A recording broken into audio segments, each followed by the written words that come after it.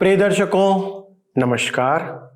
एक अपराधी के लिए यह सुनना जीवन में बहुत ही चौंकाने वाली और सुखद बात होगी कि उस पर अब दंड की आज्ञा नहीं है। मैं सोचता हूं आप सब इस बात पर विश्वास करेंगे। दोस्तों, इस समय आप सत्य वचन कार्यक्रम देख रहे हैं और हम आपका इस कार्यक्रम में हार्दिक अभिनंदन करते हैं। बाइबल कहती है कि हम सब ने पाप किया है, हम सब ने अपराध किया है। यदि हम कहें कि हम में कुछ भी पाप नहीं, तो हम अपने आप को धोखा देते हैं और हम में सत्य नहीं है। यही जीवन का सत्य है। और यदि हम समझते हैं कि हम अपने सृष्टिकर्ता की इच्छा के अनुरूप नहीं चल रहे हैं, तो हम सब अपराधी बन चुके हैं।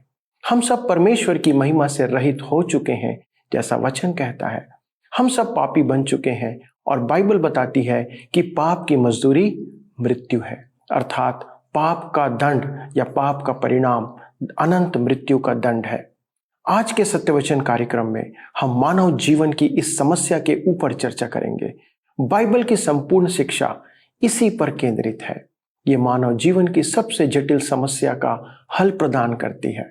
बाइबल की शिक्षा किसी समुदाय, धर्म या वर्ग के लिए नहीं, पर यह संपूर्ण मानव जाति के लिए है। शिक्षा और संदेश प्रदान करता है। सब प्रकार की समस्याओं की जड़ पाप है। यदि हम किसी प्रकार की समस्या का सामना कर रहे हैं, तो कहीं ना कहीं इसमें पाप का प्रभाव है। पाप के दंड से कैसे बच सकते हैं, इसके बारे में हम आज अध्ययन करेंगे और हम परमेश्वर की महानतम योजना और व्यवस्था के ऊपर मनन करेंगे, जिससे हम पाप से मुक्ति प्राप्त कर सके। यीशु ने निकोदेमुस के 2 मुखौटे उतार दिए। यीशु के सामने अब वह न तो फरीसी है और न ही यहूदियों का सरदार। तब वह कौन है? आइए देखें कि वचन क्या बताता है। यूहन्ना रचित सुसमाचार 3 अध्याय उसके 9 पद में लिखा है, निकोदेमुस ने उसको उत्तर दिया, ये बातें कैसे हो सकती हैं? अब वह एक अबोध बालक की नाई वहाँ खड़ा है और आश्चर्यचकित है कि यह कैसे होगा। और यह बात यीशु उससे स्पष्ट कहता है। कई बार लोग भी अपनी सच्चाई को मुखौटे के पीछे छिपाए रखते हैं, परंतु प्रभु यीशु के सामने हमारे मुखौटे असफल सिद्ध होते हैं। उसके सामने आप अपने वास्तविक रूप में होते हैं, और यदि आप अपनी वास्तविकता को स्वीकार करें, तो वह आपके साथ उसके अनुसार व्यवहार करेगा। निकोदेमुस के साथ भी यीशु ने ऐसा ही किया। आइए हम आगे पढ़ते हैं। यूहन्ना रचित सुसमाचार 3 अध्याय उसके 10 पद में लिखा है, यह सुनकर यीशु ने उससे कहा, तू इस्राएलियों का गुरु होकर भी क्या इन बातों को नहीं समझता? यीशु के इन शब्दों में उपहास है। यीशु ने उससे कहा कि वह इस्राएलियों का गुरु है, उनकी बातों को समझ नहीं पा रहा है। संभवतः वह सोच रहा था कि यदि यीशु की बातें सच होती तो वह उनसे पूर्व परिचित होता। इस कारण यीशु ने उससे कहा, निकोदेमुस, क्या तू यह भी नहीं समझता है? आगे हम देखते हैं यूहन्ना रचित सुसमाचार के 3 अध्याय 11 से 13 पद में, मैं तुझसे सच सच कहता हूँ कि हम जो जानते हैं वह कहते हैं, और जिसे हमने देखा है उसकी गवाही देते हैं, और तुम हमारी गवाही ग्रहण नहीं करते। जब मैंने तुमसे पृथ्वी की बातें कहीं और तुम विश्वास नहीं करते, तो यदि मैं तुमसे स्वर्ग की बातें कहूं, तो फिर कैसे विश्वास करोगे? कोई स्वर्ग पर नहीं चढ़ा, केवल वही जो स्वर्ग से उतरा, अर्थात मनुष्य का पुत्र जो स्वर्ग में है। मित्रों, यीशु ने निकोदेमुस से कहा कि उसने यीशु की गवाही को सुनकर भी स्वीकार नहीं किया। यहाँ यीशु उस आवागमन की ओर आ रहा है जिसकी चर्चा मैंने प्रस्तावना में संदर्भ सहित की थी। यूहन्ना रचित सुसमाचार 16 अध्याय उसके 28 पद में उसने कहा, मैं पिता की ओर से जगत में आया हूँ, मैं फिर जगत को छोड़कर पिता के पास जाता हूँ। उसी प्रकार वह यहाँ कहता है, कोई स्वर्ग पर नहीं चढ़ा, केवल वही जो स्वर्ग से उतरा, अर्थात मनुष्य का पुत्र। यह पद विशेष करके उनके लिए है जो एलिय्याह है और हनोक का स्वर्ग में जीवित प्रवेश मानते हैं। यीशु के अनुसार केवल वही स्वर्ग में गया है और इसी कारण वह स्वर्ग भेद प्रकट करता है। यीशु के बाद तो असंख्य जन स्वर्ग गए हैं, परंतु पुराने नियम में पवित्र जन अधोलोक में जाते थे, जहां अब्राहम उन्हें शांति देता था। जब तक यीशु इस पृथ्वी पर था, तब तक कोई मनुष्य स्वर्ग में नहीं गया था। अधोलोक में प्रतीक्षा करती संतों की आत्माओं को यीशु अपने साथ स्वर्ग ले गया। स्वर्ग खुल गया था। पौलुस कुरिन्थ की कलीसिया को लिखता है, दूसरा कुरिन्थियों की पत्री 5 अध्याय उसके 8 पद में, देह से अलग होकर प्रभु के साथ रहना और भी उत्तम समझते हैं। हम आगे देखते हैं यूहन्ना रचित सुसमाचार 3 अध्याय उसके 14 और 15 पद में, और जिस रीति से मूसा ने जंगल में सांप को ऊंचे पर चढ़ाया, उसी रीति से अवश्य है कि मनुष्य का पुत्र भी ऊंचे पर चढ़ाया जाए, ताकि जो कोई उस पर विश्वास करे वह अनंत जीवन पाए।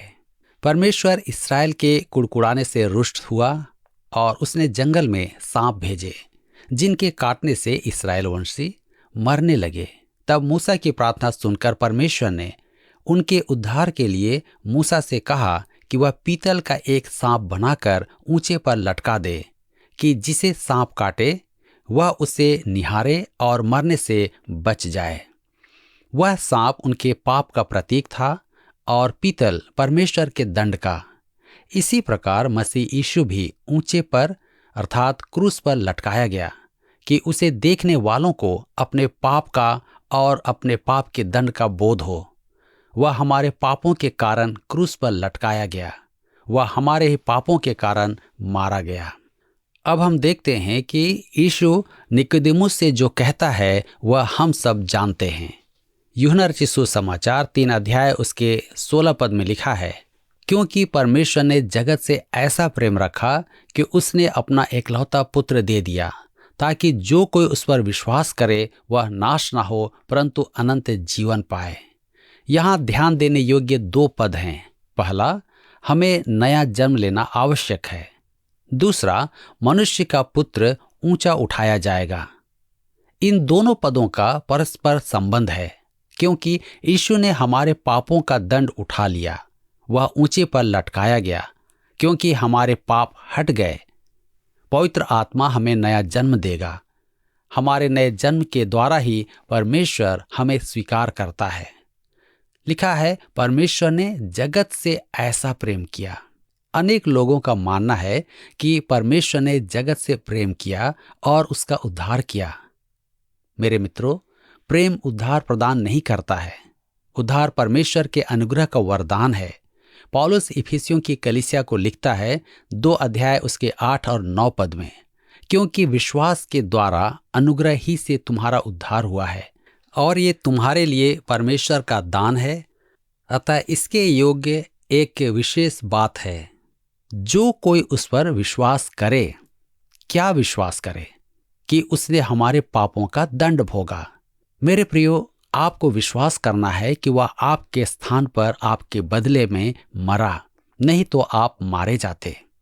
यूहन्ना रचित सुसमाचार 3 अध्याय उसके 17 और 18 पद को जब हम पढ़ते हैं, लिखा है, परमेश्वर ने अपने पुत्र को जगत में इसलिए नहीं भेजा कि जगत पर दंड की आज्ञा दे, परंतु इसलिए कि जगत उसके द्वारा उद्धार पाए।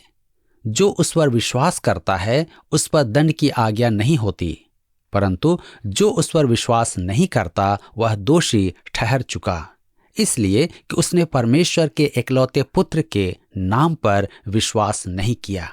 यहाँ पद 17 से स्पष्ट है कि प्रभु यीशु उद्धार करने आया था, न्याय करने नहीं। लूका रचित सुसमाचार 12 अध्याय उसके 14 पद में वह स्पष्ट कहता है, न्याय करने वाला नहीं है। न्याय करने के लिए वह फिर जगत में आएगा।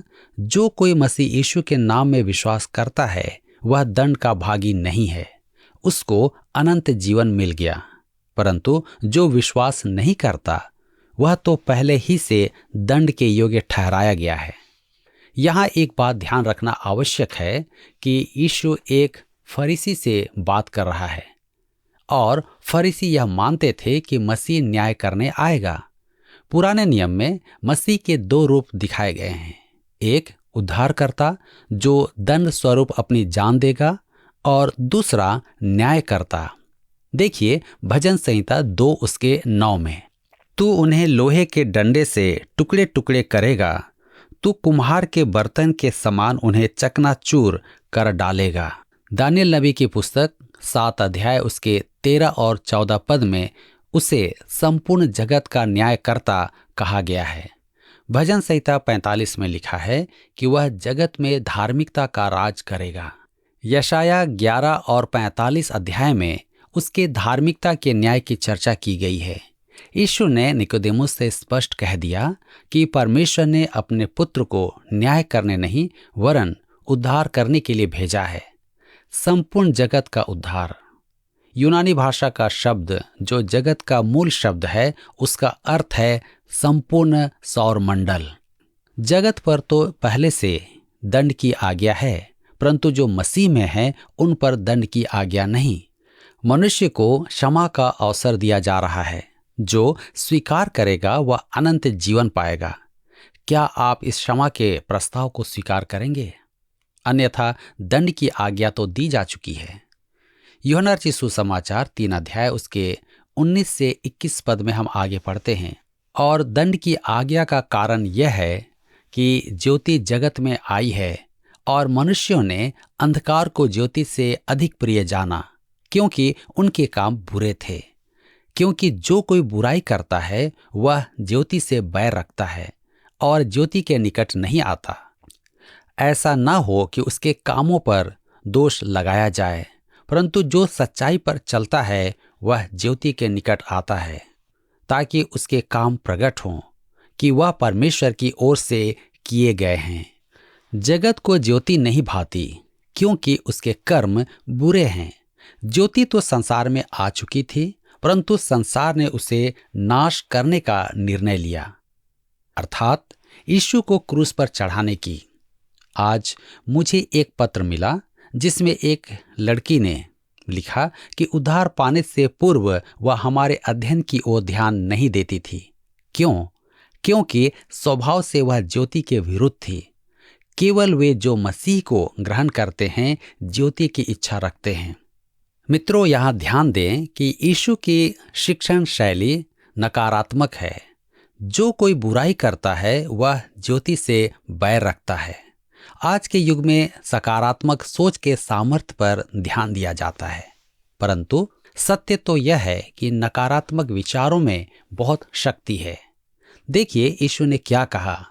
मरकुस रचित सुसमाचार 2 अध्याय के 17 पद में लिखा है, मैं धर्मियों को नहीं परंतु पापियों को बुलाने आया हूँ। 10 अध्याय उसके 45 पद में भी हम देखते हैं, मनुष्य का पुत्र इसलिए नहीं आया कि उसकी सेवा टहल की जाए, पर इसलिए आया कि आप सेवा टहल करें और बहुतों की छुड़ौती के लिए अपना प्राण दे। परमेश्वर ने अपने पुत्र को जगत में इसलिए नहीं भेजा कि जगत पर दंड की आज्ञा दे। उसने कहा कि जो कोई बुराई करता है वह ज्योति से बैर रखता है। जो सत्य पर चलता है वह ज्योति के निकट आता है। बुराई और अंधकार का, ज्योति और सत्य का कभी मेल नहीं होता। आइए हम आगे देखेंगे। यूहन्ना बपतिस्मा देने वाला यीशु की गवाही देता है। यूहन्ना रचित सुसमाचार 3 अध्याय उसके 22 से 24 पद में आगे लिखा है, इसके बाद यीशु और उसके चेले यहूदिया देश में आए और वह वहां उनके साथ रहकर बपतिस्मा देने लगा। यूहन्ना भी शालेम के निकट एनोन में बपतिस्मा देता था, क्योंकि वहां बहुत जल था और लोग आकर बपतिस्मा लेते थे। यूहन्ना उस समय तक जेल खाने में नहीं डाला गया था। यूहन्ना अब तक प्रचार कर रहा था, स्वर्ग का राज्य निकट है, जिसे हम मत्ती रचित सुसमाचार 3 अध्याय के 2 पद में पाते हैं। यीशु की परीक्षा के बाद उसे बंदीगृह में डाला गया था। आगे लिखा है यूहन्ना रचित सुसमाचार 3 अध्याय उसके 25 और 26 पद में, वहां यूहन्ना के चेलों का किसी यहूदी के साथ शुद्धि के विषय में वाद विवाद हुआ और उन्होंने यूहन्ना के पास आकर उससे कहा, हे रब्बी, जो व्यक्ति यरदन के पार तेरे साथ था और जिसकी तूने गवाही दी है, देख वह बपतिस्मा देता है और सब उसके पास आते हैं। ऐसा प्रतीत होता है कि यूहन्ना के शिष्यों में ईर्ष्या का भाव जागा था। वे डरते थे कि यूहन्ना के अनुयायी यीशु की ओर न चले जाएं। जैसा कि आज लोगों के अंदर डर होता है। आगे हम देखते हैं, यूहन्ना स्पष्ट कहता है उसमें ईर्ष्या नाम मात्र भी नहीं है। यूहन्ना रचित सुसमाचार 3 अध्याय के 27 से 30 पद में आगे लिखा है, यूहन्ना ने उत्तर दिया, जब तक मनुष्य को स्वर्ग से न दिया जाए तब तक वह कुछ नहीं पा सकता। तुम तो आप ही मेरे गवाह हो कि मैंने कहा मैं मसीह नहीं परंतु उसके आगे भेजा गया हूं। जिसकी दुल्हन है वही दूल्हा है, परंतु दूल्हे का मित्र जो खड़ा हुआ उसकी सुनता है, दूल्हे के शब्द से बहुत हर्षित होता है। अब मेरा यह हर्ष पूरा हुआ। अवश्य है कि वह बढ़े और मैं घटूं। मेरे मित्रों, यूहन्ना पुराना नियम का अंतिम भविष्यद्वक्ता है। यूहन्ना दुल्हन अर्थात कलीसिया के साथ नहीं है, तो फिर वह कौन है? वह दूल्हे का मित्र है। तो क्या वह मेमने के विवाह भोज में नहीं? निसंदेह यह होगा, परंतु कलीसिया के मध्य नहीं होगा। यहां एक तथ्य बार बार सामने आएगा, जब तक मनुष्य को स्वर्ग से न दिया जाए तब तक वह कुछ नहीं पा सकता।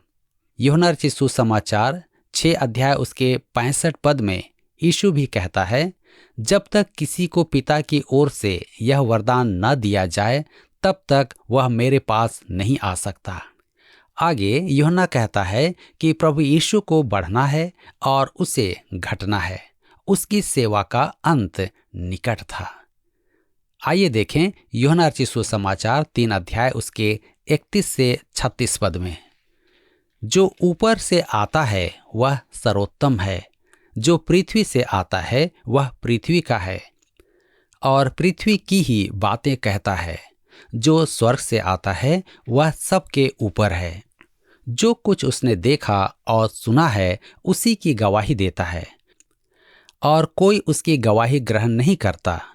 जिसने उसकी गवाही ग्रहण कर ली उसने इस बात पर छाप दे दी कि परमेश्वर सच्चा है, क्योंकि जिसे परमेश्वर ने भेजा है वह परमेश्वर की बातें कहता है, क्योंकि वह आत्मा नाप नाप कर नहीं देता।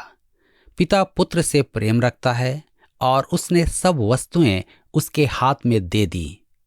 जो पुत्र पर विश्वास करता है अनंत जीवन उसका है, परंतु जो पुत्र की नहीं मानता वह जीवन को नहीं देखेगा, परंतु परमेश्वर का क्रोध उस पर रहता है। यूहन्ना ने स्पष्ट कर दिया कि प्रभु यीशु उससे बड़ा है। उसने यीशु के बारे में यह गवाही दी, जो पुत्र पर विश्वास करता है अनंत जीवन उसका है। मित्रों, इससे अधिक स्पष्टीकरण और क्या हो सकता है? अनंत जीवन का प्रस्ताव खुला है। यूहन्ना ने सुसमाचार प्रचार आरंभ कर दिया था कि अनंत जीवन मसीह में विश्वास द्वारा प्राप्त होता है। यह कैसी महान गवाही है। मित्रों, यहाँ पर अध्याय 3 समाप्त होता है और हम अपने अध्ययन को अध्याय 4 से जारी रखेंगे। इन बातों पर विचार करें कि जल और आत्मा से जन्म लेना क्यों आवश्यक है और जो पुत्र पर विश्वास करता है अनंत जीवन उसका है। यीशु जगत का उद्धार करने आया था। अगली बार जब वह आएगा तब जगत का न्याय करेगा। तो आइए हम पढ़ें यूहन्ना रचित सुसमाचार 4 अध्याय उसके 1 से 3 पद में। फिर जब प्रभु को मालूम हुआ कि फरीसियों ने सुना है कि यीशु यूहन्ना से अधिक चेले बनाता और उन्हें बपतिस्मा देता है, यद्यपि यीशु आप नहीं वरन उसके चेले बपतिस्मा देते थे, तब यहूदिया को छोड़कर फिर गलील को चला गया। यह लगभग दिसंबर 27 का समय है। यूहन्ना इस समय बंदीगृह में था। यीशु यहूदिया से निकलकर गलील क्षेत्र में आ गया था। वह यहूदिया से क्यों चला गया? यीशु नहीं चाहता था कि इस समय यहूदिया में किसी भी प्रकार का उपद्रव हो। वह स्वर्गीय पिता की दी गई समय सूची के अनुसार चल रहा था। उसने स्पष्ट कह दिया था कि वह स्वर्गीय पिता की इच्छा पूरी करने आया था। अपने जीवन के बारे में तो वह कह ही चुका था, जिसे हम यूहन्ना रचित सुसमाचार 10 अध्याय उसके 18 पद में पढ़ते हैं। कोई उसे मुझसे छीनता नहीं, वरन मैं उसे आप ही देता हूँ। मुझे उसके देने का भी अधिकार है और उसे फिर लेने का भी अधिकार है। यह आज्ञा मेरे पिता से मुझे मिली है। कहने का अर्थ यह है कि उसकी जान को ले लेना मनुष्य के वश में नहीं था। यूहन्ना रचित सुसमाचार 13 अध्याय उसके 1 पद में उसका जान देने का समय आ गया था। अतः वह यरूशलेम प्रवेश की ओर अग्रसर होगा। यह उसके स्वर्गीय पिता की समय सूची थी। अतः वह गलील क्षेत्र में अपने मुख्यालय कफरनहूम को चला गया। क्या आपको यह कार्यक्रम पसंद आया? अभी हमें एक मिस कॉल करें और आप अगले विजेता हो सकते हैं।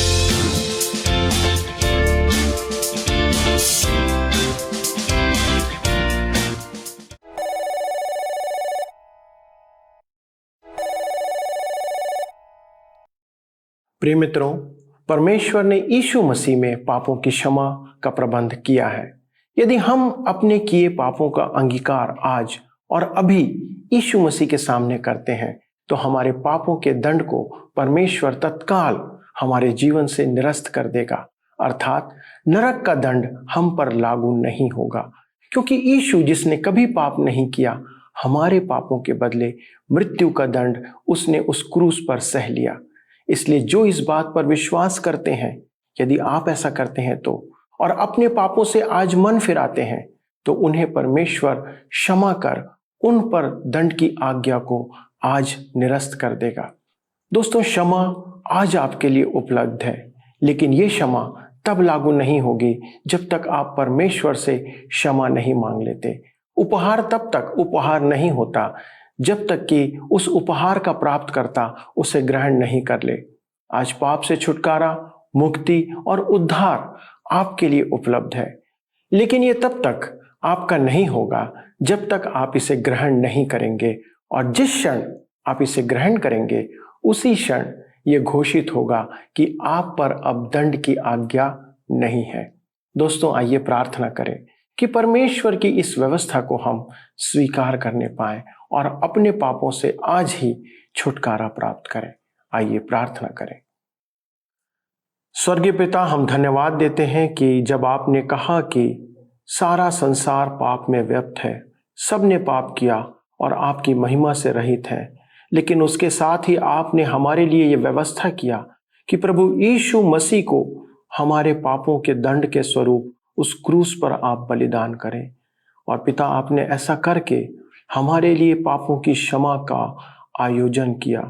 प्रभु, जब ये हमारे लिए नियोजित किया गया है, हमारे सभी दर्शकों के साथ मिलकर आज आपसे विनती करते हैं, जितनों ने प्रभु आपकी ओर दृष्टि की, जितनों ने अपने पापों से आज पश्चाताप किया, जितनों ने यह निर्णय लिया है कि वे पाप के जीवन से निकल करके आपके अनंत उस राज्य में प्रवेश करना चाहते हैं, हमारी विनती है पिता, उनकी प्रार्थनाओं की ओर कान लगाएं। प्रभु, उनको आज आप अपने अनंत जीवन का वरदान प्रदान करें कि वे अपने पापों के दंड से आज छूट जाएं और वो आपके साथ अनंत राज्य के वारिस होने पाए। आपके पुत्र और पुत्रियों के रूप में प्रभु वो आज के बाद पहचाने जाएं। पिता, ऐसा करने के लिए धन्यवाद देते हैं। हमारे सभी दर्शकों के लिए धन्यवाद देते हुए, उनके समर्पण के लिए धन्यवाद देते हुए, उनके जीवन को प्रभु नया जीवन प्रदान करने के लिए धन्यवाद देते हुए इस विनती को प्रभु यीशु क्रिस्ट के नाम से मांगते हैं, आमीन। प्रिय दोस्तों, यदि आज आपने प्रभु यीशु मसीह को ग्रहण किया है और अपने पापों की क्षमा को प्राप्त किया है, तो आपसे निवेदन है कि हमें SMS या फोन या मिस कॉल के द्वारा इस बात की सूचना दें ताकि हम आपसे संपर्क कर सकें। आपसे पुनः मुलाकात होगी, तब तक परमेश्वर के साथ चलते रहें। धन्यवाद।